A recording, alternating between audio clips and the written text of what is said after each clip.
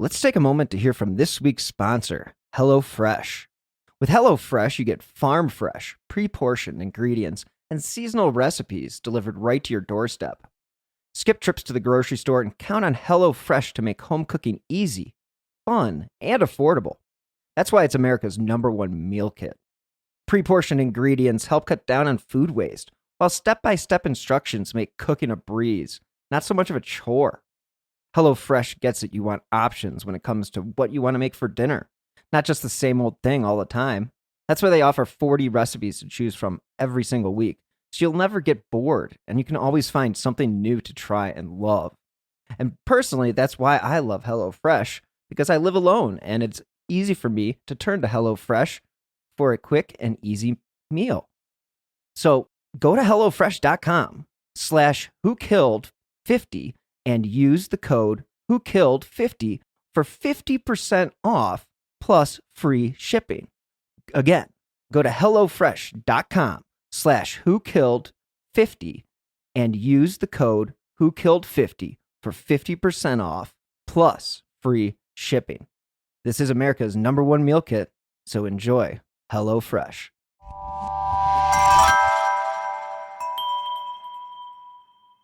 Slow Burn Media, an evergreen podcast, presents Who Killed, a podcast that provides a voice for the voiceless.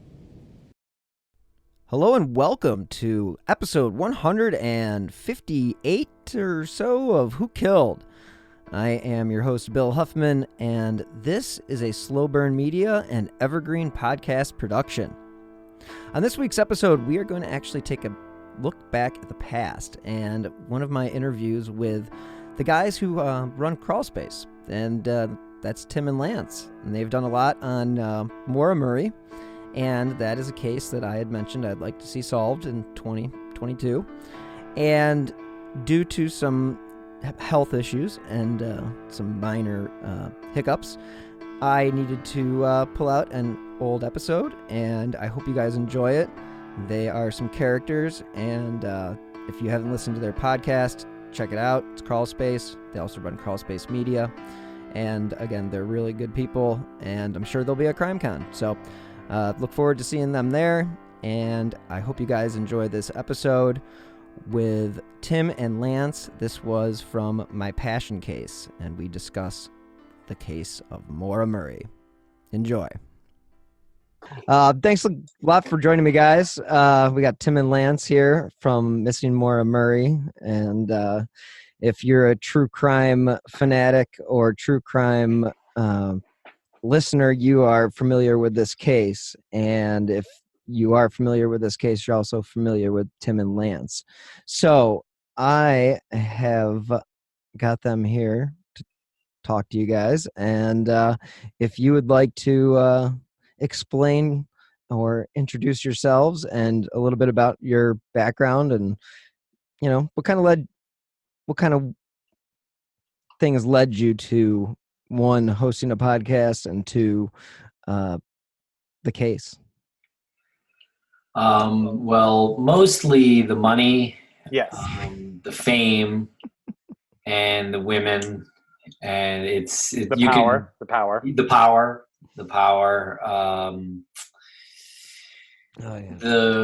I don't know, free donuts I get sometimes because everyone in town knows who I am and what I do. The cult status. We're basically a cult now. Could technically be considered a cult leader if we wanted to go that path. Obviously we don't.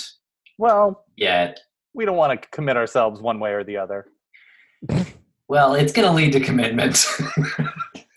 I mean, sorry. Potato. Yeah. Well, it's like that. Yeah, it's like that meme. It's like you've got to. I'm not a cult leader, but what do you call What do you call these people? My followers. No, we're definitely not cult leaders. But it would be interesting if some podcaster ever tried to start a cult that way. I'm sure that's probably happened. I'm pretty sure people have tried. Yeah. Yeah. I think you tried, Bill, right? Thanks for having us on, by the way. It's really cozy in here with you. Well, I appreciate again the time. I mean, to to get you guys one cornered for even whatever amount of time I get you for the day is pretty shocking. I know you guys do, and you're everywhere. With your business and crime fest and all that shit that's going on. So, it's a lot. Yeah. yeah, I can only imagine what your daily schedule's like. So, Micro naps. yeah. You ever heard of the God helmet? I think of that Seinfeld episode where Kramer slept every 15 minutes, but I don't think of. But yeah, So anyway, Maura Murray. Yeah. So the real answer is we sort of stumbled into this case and business of podcasting, sort of different ways. I had done like some fantasy football podcast and which I'm still actually kind of doing, and comedy podcast. So I had a little experience doing that. And Lance, unbeknownst to me, on the other side of the country here in Boston, Lance was looking into the Maura Murray case online and had come across James Renner's blog, and was actually even the very first view on YouTube of Alden House Olson's happy anniversary video. And I think that is where Lance's 15 minutes of fame began and ended, because he'll never get past that. I think, is that right, Lance? That's actually completely accurate. It was 100% accurate. Yeah, the Alden House Olson video has become sort of iconic in the Maura Murray case. It's the video where he is rocking back and forth, and he's looking at his computer screen, and he's just cackling and cackling and cackling. And then at the end, he stops laughing abruptly and winks at the camera, and the words come up, and it says happy anniversary. And it was right around the anniversary of Maura's disappearance. That was the second video that he had uploaded. The first one was a ski ticket. It was a cross-country ski pass to Bretton Woods, and that's right around the area where Maura went missing, and it was dated a few days after her disappearance. The video was titled Maura Murray. So he had started this buzz before that happy anniversary video, and James Renner had put on his blog, what the hell is this? And he had a link to the ski ticket video. And I was doing some editing work, and I was refreshing the YouTube channel, and I saw his video numbers go from 1 to 2. So yeah, I was the first one to view that. I have been collecting all of the royalties and the accolades, and I've been given several keys to cities since then. Yeah. And not to mention a Netflix special exclusively dedicated to that day that I discovered the video. It's a 20-part series that's told over the course of 7 years. And it's won several Emmys and Oscars and a Grammy. You're covered. Yeah. So at that point, Lance was wanting to do a documentary on the case, and this was back in 2013 probably, or 2012, I guess. That happened, and then Lance sort of slowly became friendly with James Renner, and I'd say rapidly. Well, yeah, I guess so. I'm kidding. I'm just kidding. And so you decided to do a documentary, and you asked me to do it with you. And so the first thing we did to do that documentary was jump in a van with James Renner and drive from Boston to the crash site, and then on to Sherbrooke, Quebec, and other places in Quebec, Canada, because that's where Renner thought Maura Murray might be. And so it was like a literal hunt at first, like looking for a person. Now, so many years past that, it seems a little silly that we were like, looking like in certain areas and things like that. But at the time, it was certainly fascinating and interesting, and we knew we were at least filming something out of it. So after we filmed that was December of 2013. Lance filmed a little bit more with some other people up at the crash site that I think we're planning to release sometime soon.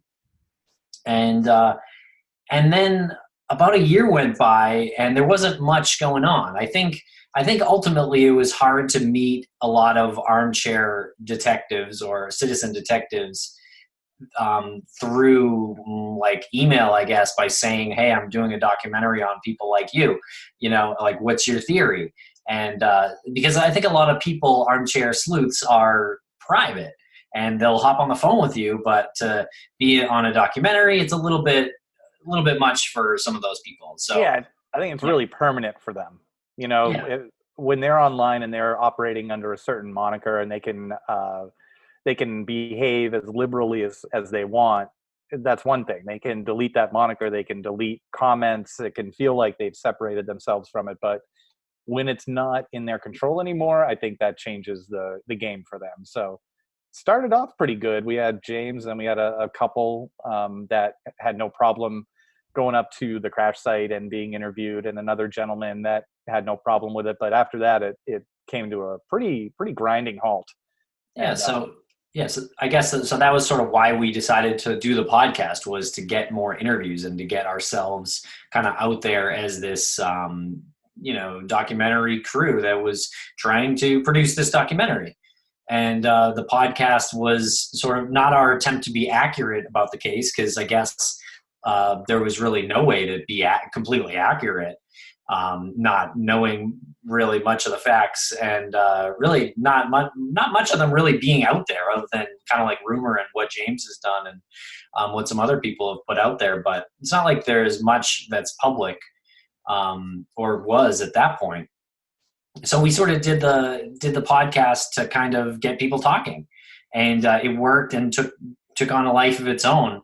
And so that kind of actually became more of the priority than the documentary, because it was just we could see the numbers. We saw people were listening, and we're like, well, we can do this documentary. And we didn't stop filming too, I should say. So we were kind of documenting ourselves behind the scenes throughout all that. And then we were approached by the Texas Crew production company, who eventually made the TV show that turned into the Disappearance of Maura Murray TV show that went to Oxygen. And so we were sort of like talking to them behind the scenes and keeping the podcast going, and really just trying to wait until there was like a budget to investigate, because we didn't really have a budget. And it was really a lot like a train that you just got on and it was going, and there was a responsibility that came along with it, and it became more than really interesting group of people that are passionate about a disappearance. So for better or worse, it was a train that we had to see through to the end, or we are seeing through until a certain conclusion, I guess. Yeah, when is it over? Gosh. Yeah, seriously. Hopefully it ends with the case being solved sometime soon. And I mean, ultimately, the reason we got involved was because the people who were interested in it, but so many people wouldn't be interested in this case if it wasn't completely fascinating. And it seems like Maura Murray vanished into thin air on the side of the road on a Monday night in North Haverhill, New Hampshire. Yeah, I was going to say this is a perfect example, or a perfect opportunity for you to just sort of give the nuts and bolts about like the 5 W's. Yeah. So Maura was a college student. She was in nursing school at the University of Massachusetts in Amherst, which is in sort of western Massachusetts. And she was 21 at the time. So she had actually previously attended West Point. So her grades were so amazing, and she was such an athlete in track in particular, that she was accepted into West Point, which is a pretty big deal. And so I think she did okay there for a while, but ultimately sort of seems to have sort of caused her own dismissal. Dismissal. I think we don't have anything definitive on why like what was going on in her head when she did this thing. She stole a small amount of makeup from like the school store, and that was a violation of their code of ethics, and she ended up leaving West Point, and she went into the UMass Amherst nursing program, which is about as it's like the next step down. So you have West Point, and then you have the nursing program at UMass Amherst, and that is a very, very rigorous program. So it's not like she was afraid of the hard work. So then she was in school and had some friends, and a couple of nights before she disappeared, she actually crashed her father's car, going from school to drop the car off at his hotel room down the road. And so it's sort of a weird accident because it's like a T intersection. She's coming down the end of the T where you have to, make a turn, and she didn't. She crashed into a guardrail, and there was some snow on the ground. I believe it was snowing at the time, so I think that's why she crashed. Or she totaled her dad's car. And then 2 days later, she didn't tell anybody other than her professors and I believe her boss at one of her jobs. She said that there was a death in the family, and she was going to be away for a little while. Like, I think she said, did she specify, Lance, like a week or two or something?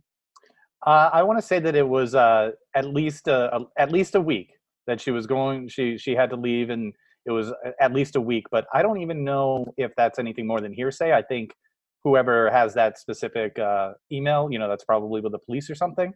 But yeah, I think it was shown in the Oxygen show. Was it? I think so. I thought so.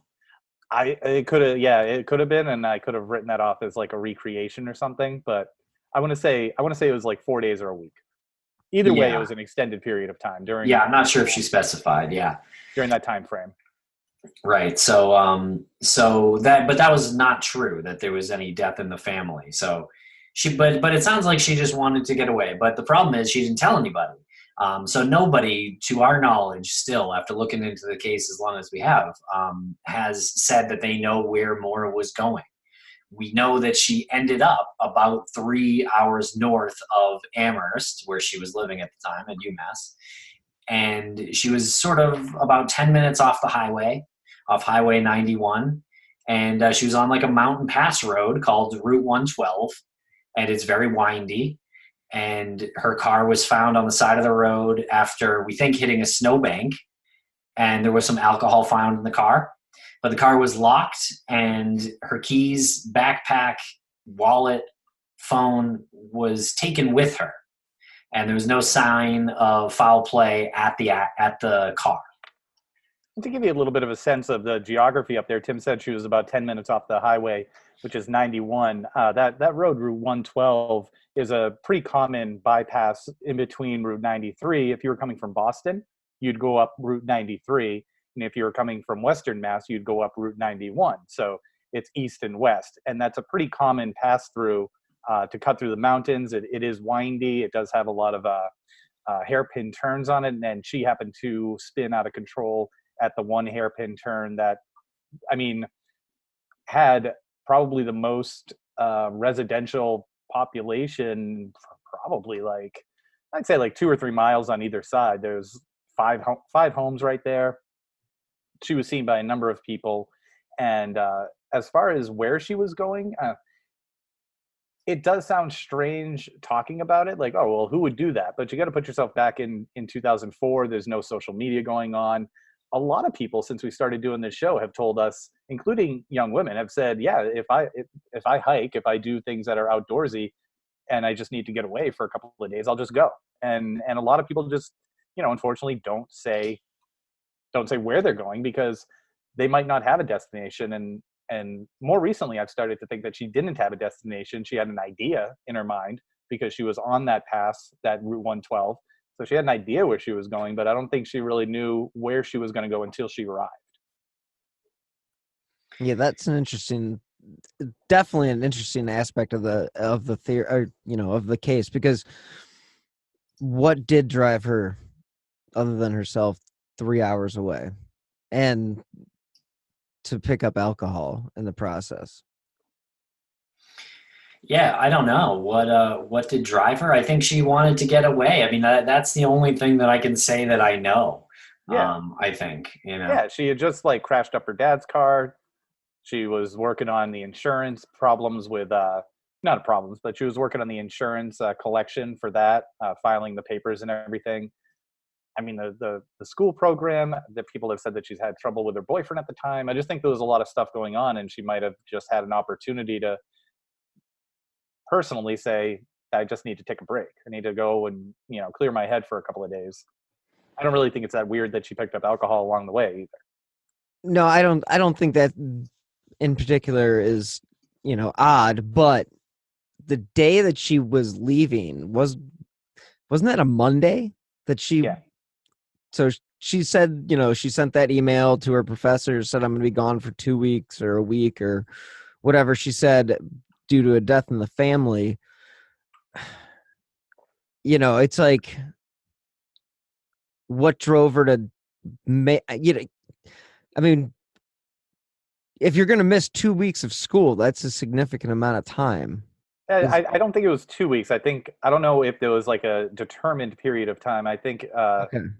I think it might have been like she was probably indicating that she would be back like next week, Gotcha. leaving on Monday. She was probably thinking she'd go up a couple days, see what happens. And for some reason, 4 days is in my head, but I know that's not specifically right. I think I might have just told myself that based on just what we know so far.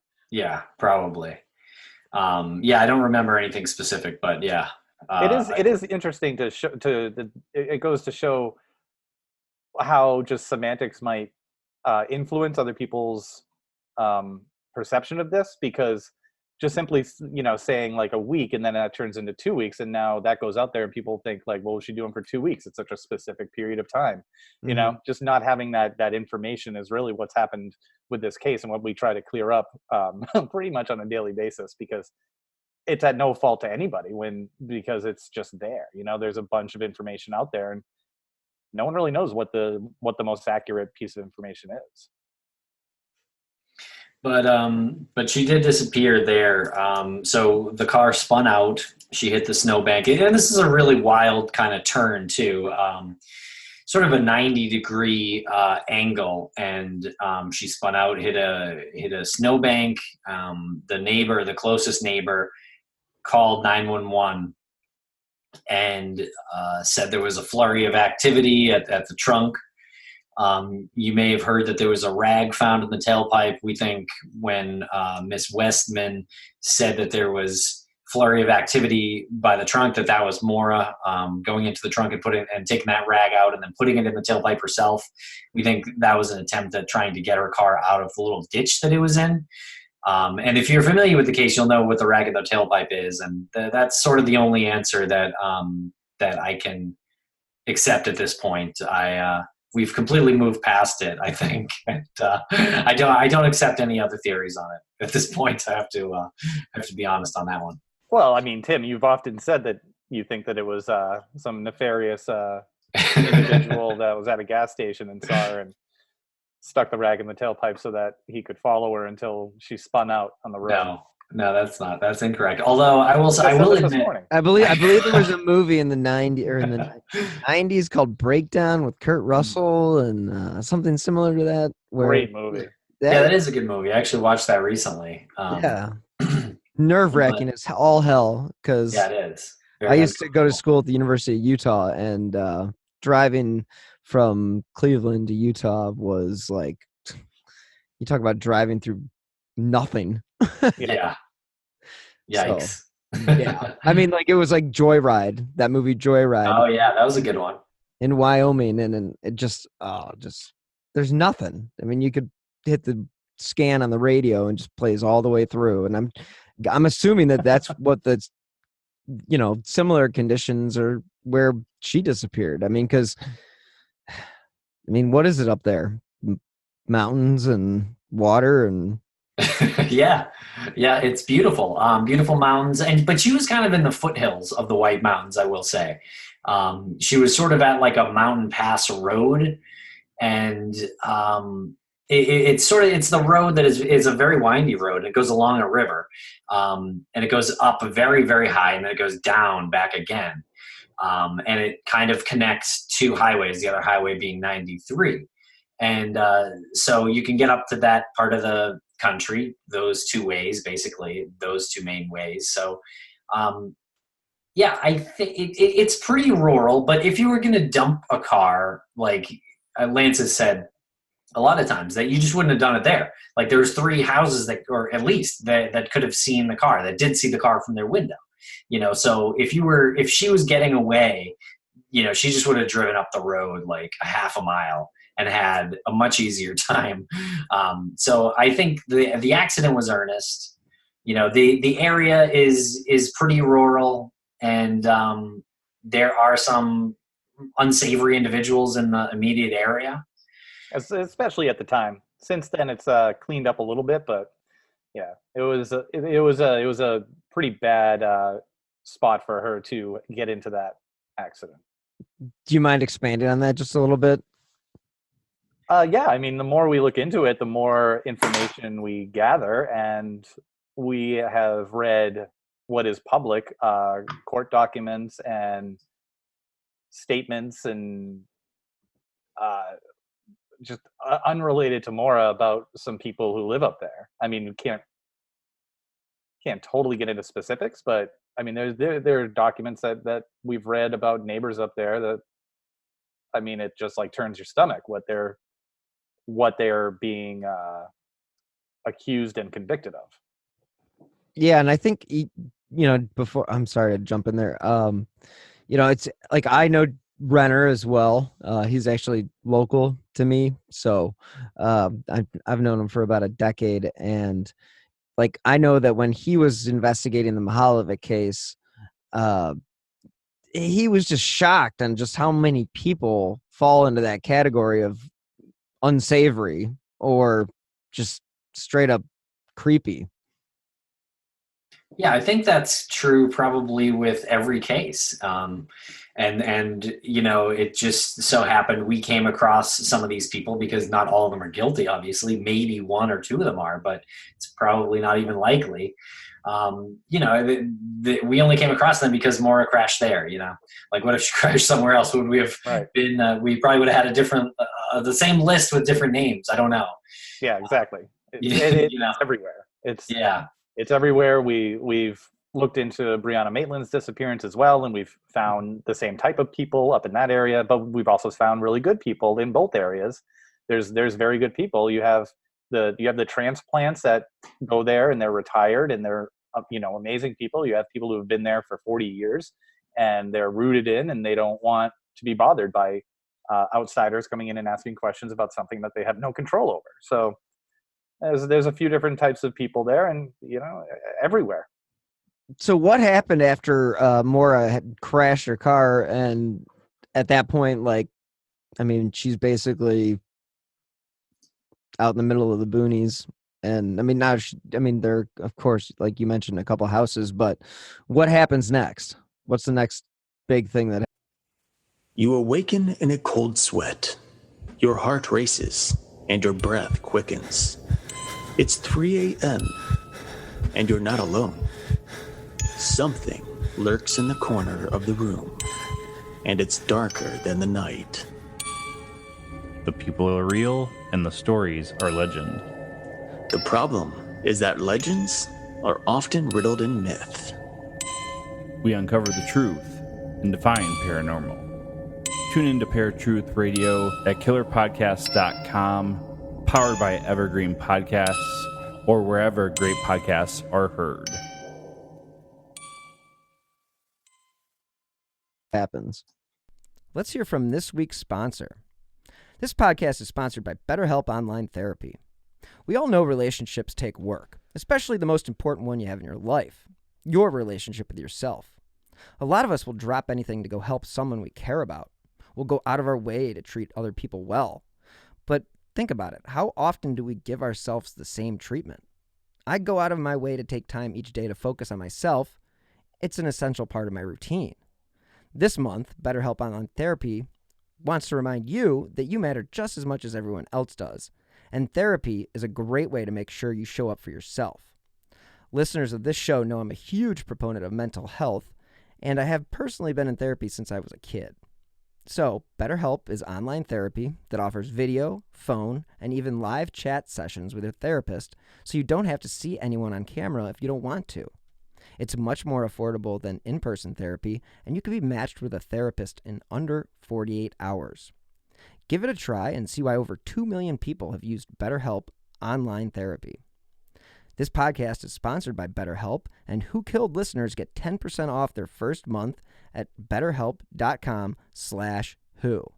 That's BetterHelp.com/who. All right, we are back. Well, honestly, that's basically it. Except that there was a bus driver that drove by and stopped and talked to Maura, and was the last person that we know talked to Maura.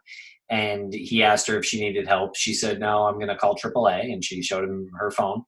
And there is sort of different accounts on whether she got out of the car or not in that exchange. So I'm not really sure. Butch Atwood, the bus driver, is no longer alive, so we can't get him to answer at this point. But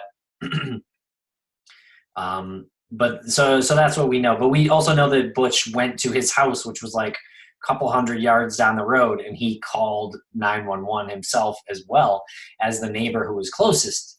And Maura, when she said that she was calling AAA, she might have been trying to call AAA, but she wasn't calling AAA because there is no service there. And that's true even today in 2019. So yes, she was stuck there without the ability to get her car out of there. She needed to rely on someone, and she turned Butch down. Yeah. And then in the meantime, Butch goes into his house. Him and his common law wife have a conversation about it. The neighbor across the street, Faith Westman, is looking at the car, and she's describing the car, its position and everything to the dispatcher from the police station. And at some point, the best we can tell is that she walked away from the car and walked up the street towards Bradley Hill Road, towards where Butch Atwood lives and where he parked his bus. And that's where the scent dogs lost her scent. And that's the only indication of a direction in which she walked or was picked up, I guess, because they abruptly lost her scent right around the corner of Bradley Hill Road. And Butch Atwood had gone back out to his bus, was sitting in his bus doing his paperwork, which I guess he normally does in his bus. It's probably like a bus driver log or something. And he said he saw some cars going by, but he didn't see any people. And then he was enlisted by the arriving officer, Cecil Smith, to help in the search. So he went off in the opposite direction. I believe initially in the opposite direction. He took a loop around, they said, which is around French Pond Road. You can do this loop around, and he didn't see anybody. So somewhere along the lines, and I think it's not a secret that Tim and I believe that she was picked up by somebody because of the abruptness that her scent was lost by the dogs, and the fact that no one saw it. No, she didn't knock on any doors. There's no account of that, and it was there 1 minute, gone the next. And the only way you can do that, unless you can fly, is get picked up by a car. Yeah, I would say that I think she willingly got into a car. That's the only thing I'll sort of adjust there. I don't think she was ripped into some car violently or anything like that. I think, to me, what's the most likely thing is that she got into a car willingly and was taken somewhere, and I think that person probably did something to her. Now, I think a lot of people will say, but Tim, Occam's razor, the most likely thing is that she wandered out into the wilderness right there. She was in the mountains, and she just hasn't been found yet. And I think that's fair. That's fair to say that. So I think those are the two most likely things. And Lance and I will disagree on if Maura hit her head on the windshield or not. I think it was the windshield crack was made by her head. And so I think she might have been suffering from a little bit of a head injury and wasn't thinking clearly. Again, as Lance said, the search dogs stopped at a certain point on the street. So I think that's indicative of her maybe getting into the passenger side of a car going the same way that she was traveling. So I think I put that at very high likelihood, but I think there's also a chance she kept walking and stumbled into the woods, and possibly into the river. But I do think with the amount of searches that have happened in the years since, and even the immediate searches, I just kind of think she would have been found. It's very telling when you look at what was left in her car and what she took with her, because what she took with her is really indicative of someone who's expecting to be reunited with her car at some point. Just the phone, backpack, wallet, ID, and then the car's locked. So phone, keys, wallet. That's what I would take if I was leaving my car briefly and I was going to come back. Yeah, and didn't she take a backpack too? I mean, it was like basically, if you're going to leave your stuff, you're going to take all the essentials, and she actually took all the essentials. Yeah, we believe she took some alcohol with her too, I think. We're not 100% clear on what was taken or not. That's where you play the game with like the authorities, because only they really know for sure what was left and what was taken. And there's a list of what was left in her car, but that was only after it was recovered again from Kathleen Murray, Maura's sister. And they made this list of the things that were left in her car. So there's a lot of gray area there that the public doesn't know, that law enforcement probably does know, that maybe is significant, but they don't know yet, or maybe they don't know if it's significant, so they're not going to put anything out there right now. What was the weather that night? Was it snowing like significantly that night, or was it snowing at all, or was it just because you would think that might play a role in the ability for the dogs to get a good scent? It was not snowing. It was actually sort of unseasonably warm. I think it was in the 30s that night. But it snowed, I think, the next day. Or no, wait, I'm sorry. It snowed. I'm going to take it back. I think it snowed the day before. And I think you're right. I think it snowed the next day. There was like a light dusting when they... But it was before the accident, I think, because it made the search conditions pretty optimal. Like they would have seen her footprints. Right.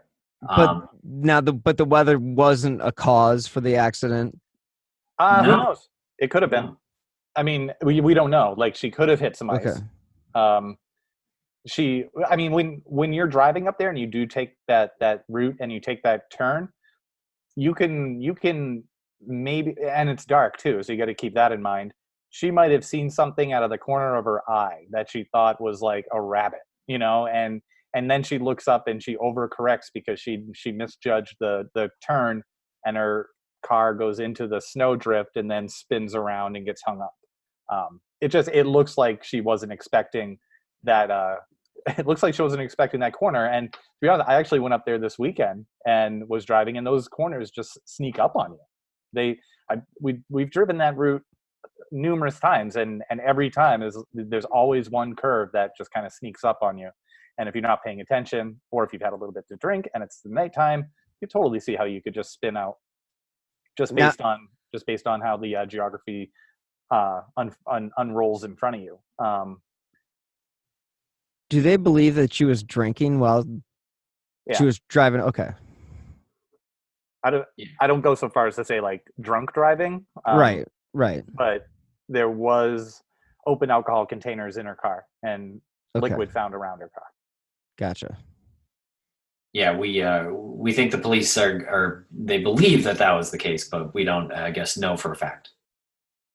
Yeah, I just remember listening to one episode of something and hearing about alcohol in the ceiling, and just assuming that it could possibly be from either an open container or just the crash itself. But it does lead you to believe that most likely she was probably drinking at that time, especially if she was as stressed out as it sounds like she was. Yeah, she was in a very tough nursing program. I think she was probably about to break up with her boyfriend at the time, who was sort of a long-term boyfriend, but he wasn't anywhere near her. He was located in Oklahoma at the time of Maura's disappearance. Is that Billy Rausch? Yeah, that's right. Okay. Yeah, so like, so as far as like the snow and the conditions and stuff like that, you said it was optimal for searching. Did they take her? Like, did they automatically think that she was missing, or did they? No. How did they? Yeah, how did they apply their police procedures? I guess. Right. That's Well, a term. they did enlist the help of the bus driver, which immediately after the accident, and the one officer, they searched a little bit around the vicinity, the immediate vicinity, and then it's in the police report that it's like, oh, she'll probably show up at the Cottage Hospital, which isn't far, and they just assumed, I think, that she probably got into a car and was taken to the hospital. And obviously she never showed up. So I think they placed a call to, I think it was Kathleen first. I can't remember exactly the order of events, but the search didn't take place until I think it was 2 days later. They got the family up there. Bill came from Oklahoma.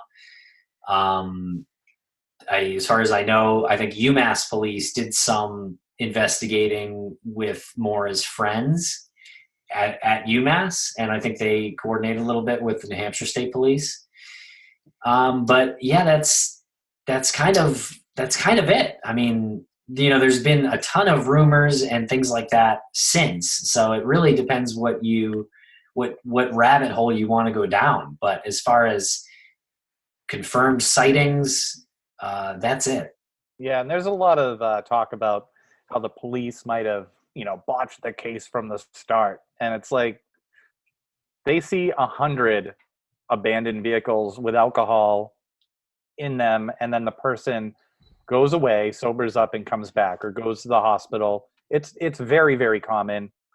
If you actually look at the police dispatch log, they kept all their as many eyes out there, as many eyes open that they had out there for her that night.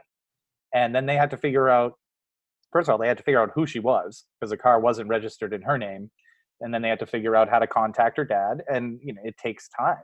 And I mean, going back on it now, I'm 100% sure that all of the police involved would handle it differently. So speaking of that, it's a good segue into her dad. What's your thoughts on Fred? Yeah, he is laser focused on finding his daughter. Even still, I think when we got involved in the case, the family wasn't as publicly out for answers as they are now and have been the past few years. So I think that led to some confusion on whether or not they were actually still looking for her. And I think that kind of fed into James Renner's theory of she ran away and she doesn't want to know her family anymore. But that really couldn't be further from the truth. They want answers. And unfortunately, I think Fred, his personality doesn't really gel too well with the New Hampshire State Police and the way they do things. And that's just like an immovable object meets an unstoppable force. I mean, I think line. it's just a clash that is, really, because it's unfortunate, but it's just like almost like looking at it from a distance now. I don't really know Fred personally, but I see that situation as something that seems like unavoidable. There needs to be some other liaison there, and there has been. So like the Murray family, they have gotten better at communicating with the police because they know they have to work with them to find answers and bring closure. And there is a lot of talk about Fred being adversarial towards the police and the family not involved in it. But again, you got to kind of put yourself back into that time period, 2004, 2005, right up until 2008 or 9. Fred was very active in searching up there. There wasn't a lot of presence on social media about it. And once the social media started to become more of a tool to incorporate in the search, then the family became more present. It doesn't mean that they weren't present in the searches and the investigation prior, but no one knew because they just didn't have Facebook groups about it. So on the surface, it looks like, oh, well, all of a sudden the family's coming out of the woodwork, but it's really not the case at all. It's just there's been a lot more Facebook groups, the TV show, our podcast. We're talking about it right now. So their involvement grew naturally with society, I guess you'd say. Yeah, I would think that the medium, the podcast medium, definitely allows, you guys keep the story open-ended, and similar to what I kind of follow your formula in that regard with my podcast, because I do believe that both cases are solvable. Whether or not you ever get, it's just one of those enigmas or a mystery wrapped in a enigma, whatever the hell the expression is, but you know what I mean? It's just, there's so many fucking unanswered questions. Yeah. Within what happened? Like, why didn't she get in the car with Butch, but she would have gotten in the car with the next guy? That's a frustrating thing, is that all the unanswered questions, you just can't use, let that frustration force you into an answer that you're going to then be very protective of. So because there's no answer to something, like say the rag in the tailpipe, then you start making the answer for it. And then you start missing, the answer was there. So everyone says the rag in the tailpipe, it's so mysterious. And I wonder if it was this killer that put it in there, but the answer's right there. Faith Westman says there's a flurry of activity by the trunk. Her dad had told her at one point, put a rag in the tailpipe if you needed to get past campus police and your car was sputtering and smoking, so you didn't get pulled over. It was a temporary fix. And he even says later on, it was kind of wasn't this isn't his words, I'm just paraphrasing. He basically said it was a dumb thing to tell her, but it was a temporary fix. So he had told her to do that. Faith Westman saw this. It all kind of comes together. So the answers are there. But because everything is so mysterious, people have to make up their, it's so frustrating. So they just get locked in on it being what they want it to be in their head, their own narrative. And that's, it's not like it doesn't do much progress, for the progress of everything. Yeah, you kind of if you want to create a theory, you kind of have to make decisions along the way. It's a little bit like a choose your own adventure. Like if you think one thing early in the story, then you must think something later because you have to, or else your own theory doesn't work. Right. But that's good. Yeah. Right. Yeah. And you find that a lot with the cops. Or with cases that they end up being overturned, or wrongful convictions, or people confessing under duress. You get that hindsight, 2020. It's basically what it boils down to. I actually have better than 2020 vision. I don't know if you know. Tim actually does have better. It's 2015. Yeah. I have terrible vision. Wait, 2015 is better than 2020? Yeah. Because what how does it go? What Tim can see 15. Tim can see at 20 feet what other people have to go 15 feet to see. You son of a bitch. Yeah, I know. Another reason to hate him. You're like, you're like Daredevil. Oh, you're right. It is 2015. Yeah. Vision is better than 2020. Okay. Yeah. So that's what I have. Oh, yeah. Yeah. Mine's 2040, to put it into perspective. Oh, really? Wow. 2040. So what most people see at 20 feet.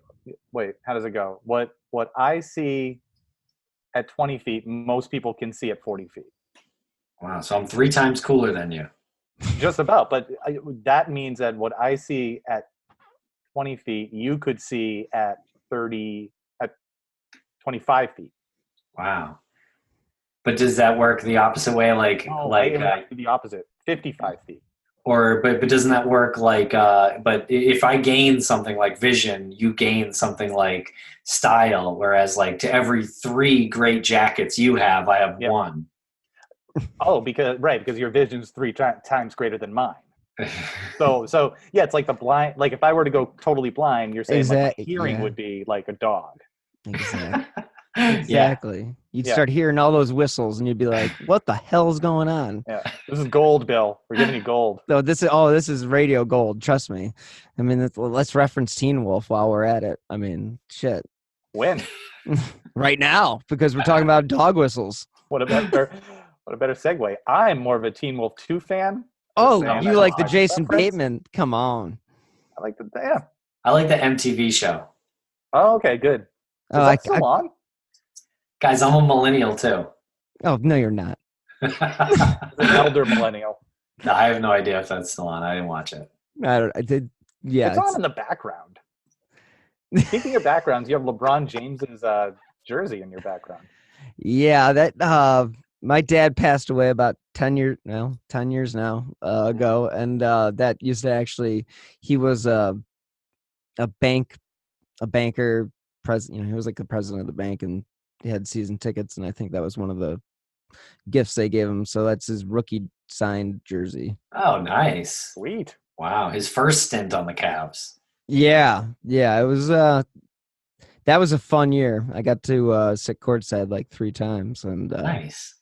yeah, working in the media wasn't too shabby. I made good friends with Mike Snyder, who does like all the play-by-play stuff, or at least the halftime and pregame stuff for the Cavs. And Cool. I was like, yeah, man, can I come down and check it out? And he's like, yeah, just pick up a pass and meet me at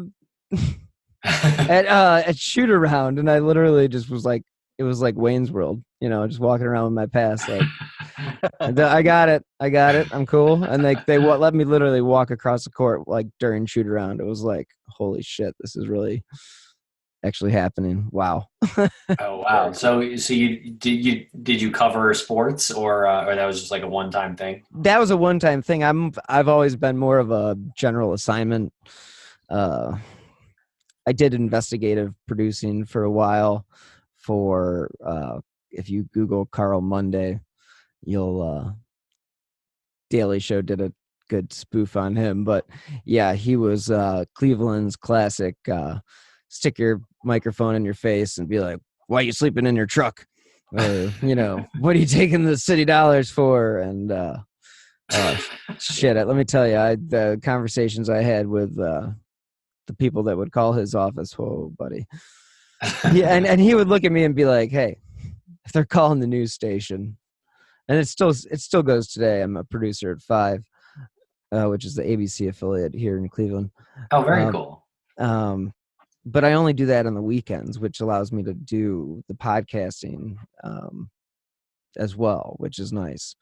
And they don't restrict me on what I do, so that's all good too. Gotcha. But yeah, it's I don't know what I was going with that, but yeah, it's fucking Cleveland media and media in general. But I heard Cleveland's got great restaurants. We do actually have great restaurants. We're a very foodie city. We are, we have Michael Simon, Rocco Whalen. These are guys or places, they have places all over the country. So, they all got their start here, and there's like these little pockets of Cleveland that are really great for just like the best food you'll ever have in your life. It's really, really good stuff. And Cleveland gets a bad rap, but at least 5 months of the year, it is a lot of fun. Who 5 says months is long enough? Yeah. Who says anything bad about Cleveland? No, I don't know. Just about everybody, but Well, didn't the river catch on fire? Oh yeah, see, exactly. There we go. Is that like an old thing that people from Cleveland are like, oh yeah, it's catching on fire? Oh, it's just it's one of those. It's exactly what it's like. It's like you think of New York City and you go, the mafia runs the garbage, and I'm not cut that out because they probably do. But anyway, like just saying, it was the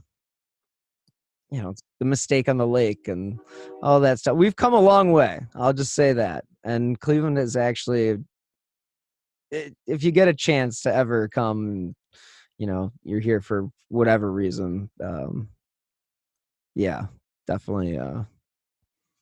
I could give you tons of recommendations as far Well, it looks like you have a nice little studio there in the background. Maybe we could come down and do a in-person show. Yeah, Truly be cozy. Yeah, and Renner comes up from Akron. He's only like 30, 40 minutes from me.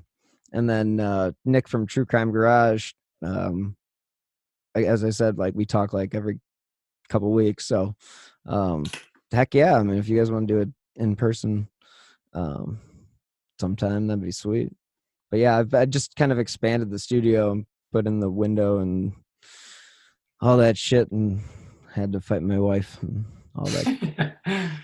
You know. Very cool. Yeah. Hopefully that didn't get you into too much trouble. Yeah. Well, I mean, it was just like, you'll get it when it's done. Like, just trust me.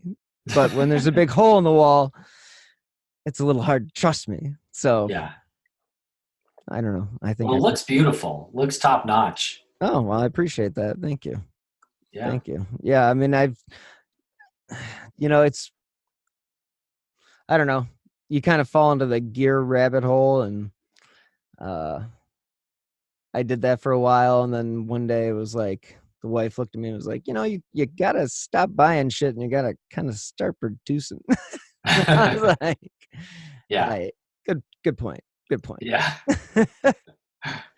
But yeah, I mean, I love like all this shit. I mean, I could do a whole episode on just gear that I've either gone through or, I mean, just in a year. I mean, I just enjoy that aspect of things. I don't know. I'm not an audio engineer by any stretch, and couldn't tell you fucking anything about it, but I like to buy good shit. Yeah, it seems like you've bought some good mics and stuff. Yeah. Well, Google's an amazing thing. Amazon's a dangerous thing. Oh, don't even get me started on Amazon. Oh shit. Yeah, yeah, especially with like the next day delivery. Oh, it's great. Oh yeah, it's great. Yeah, not for your budget, but Of great. course. Yeah, but it's but yeah, and just let's just, before we go too far off base, but is there anything you wanted to say, like, as far as your feelings about where the case stands, what you hope you'll see in the future? Do you guys have any, like, you did the documentary, do you have anything else planned in that regard? I know you guys have, plug your pluggable, plug the Crime Fest, plug all that stuff. I mean, so yeah. What are your final thoughts on the Maura Murray case? Well, I think what's happened, and aside from trying to find a solution, which is obviously, the most asked question, which is, what do you think happened, and where would you like it to be in a certain period of time? That's a natural question to ask, but something that Tim and I have discovered over the past couple of years is that by talking about Maura's case, we've created a platform where we can talk about other cases, and we can talk about other missing people, and we can simultaneously check in on Maura's case, and we'll always be getting tips. We'll always be in communication with the family and with law enforcement and with the community that looks into it and goes up there and they do their boots on the ground searches. And we're always in communication with these people. Anything new comes up, we'll talk about it. But we've done so many episodes on Maura and created this platform for other people who have missing loved ones that we can talk about and raise awareness for, like we're trying to do, and like we did with Maura. And that's what part of the Crime Fest that we're co-organizing with PI Magazine and Unsolved Magazine, the publishers of those magazines. We're co-organizing this, and it's all about awareness. It's all about being an advocate. It's all about doing the right thing with the platform that you've created. And I think that's something that's just, it continually becomes more and more apparent to us. That's as mature as I get. Yeah, that's well said. No joke needed on my end. Give us a joke. Horse walks into a bar. Bartender says, "Why the long face?" The horse says, "Why am I in Cleveland?" It's what's brown and green and has 4 legs and will kill you if it falls out of a tree. A pool table. Nice. Good mystery. Yeah, and in all reality, I do believe that is exactly what you guys did create. You've created a template for me to follow. I know that my platform, Who Killed Amy Mahalovic, because we've ventured into, I'm a one-man band, but I've ventured into other cases, and I just did a 5-part series on the Colonial Parkway murders with Bill Thomas. Nick from True Crime Garage was a member of the last 2 episodes, or a guest on the last 2 episodes, I should say. And yeah, I do. I think that this is a great medium for advocacy and for telling stories that otherwise just kind of get brushed aside. Otherwise, it's just being a news producer and having a hand on what is written. It's difficult to write and get across a story, and even in a 2-minute package, but let alone in a voiceover, 20-second spot. Yeah, completely. Yeah, it's impressive to take something on like that, like the Amy Mahalovic case, and work with such personalities, good personalities. You're working with James Renner, and you're working with Nick, and you're all working together. So that's great, because not a lot of people can do that. A lot of people let egos get in their way. I do. I've that's why you can't see me on this video, because it can't contain my ego in the frame. Yeah, he would actually charge you. He would invoice you. He would actually invoice me, which is pretty weird, but he does. Yeah, I just invoiced both of you right now. So I'm getting charged an appearance fee. You're gonna give me oh, damn it. Yep. I thought we passed that through I thought we passed it through your agent before. Come on. Yeah. Well, I'm my own agent. You call the shots as the shots come, right? Yes. It's a privilege fee. I like it. So anyway, that's good shit. Thanks so much. Thank you so much. And now we're just gonna do a sort of like a formal but I do appreciate the time, guys. Anybody who isn't familiar with the case, what's the name of your podcast again? Missing Maura Murray and Crawlspace. We also do one about art crime called Empty Frames. All right. And if they did want to get a hold of you on social, do you guys have a Twitter account or anything along those lines? Yeah, might as well follow the main account. If you can only follow one, follow us at Crawlspace Pod. All right, right on.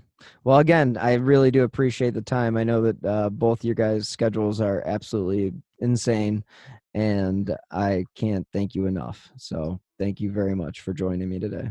No, it's been a pleasure. Thank you. All right, I hope you guys enjoyed that episode with Tim and Lance. That was a throwback due to some minor health issues that impacted my work week, so I apologize. I will have a new episode next week. And again, Tim and Lance are great. Check out their podcasts, Crawlspace, Missing Maura Murray, all the Crawlspace media stuff they do. They're really a force in the industry. So, as you guys know, I drop new episodes every Friday, and this year I will be back at CrimeCon in Las Vegas for 2022, and that's April 29th through May 1st. And that's a bucket list item for any true crime fan. So if you want to save money on your ticket, you can use my promo code WHOKILLED. If you do enjoy this podcast or any of the other shows that I produce, you can help support them by clicking on the donate button on slowburnmedia.com. And that's slow minus the W. Or if you want to contribute directly, you can use the Venmo app with my username at Bill-Huffman-3. I will also provide a link in the show notes. Now, every contribution does help keep these slow burn podcasts on the air. You can help leave a 5-star review. That keeps the cases that I cover in the spotlight. So, again, if you'd like to stay up to date on the shows that I've done, the cases that I've covered, or whatever's in the pipeline, follow me on Twitter at BillHuffman3. Thank you guys so much again for listening this week. Until next time, stay healthy and be safe. You awaken in a cold sweat. Your heart races and your breath quickens. It's 3 a.m. and you're not alone.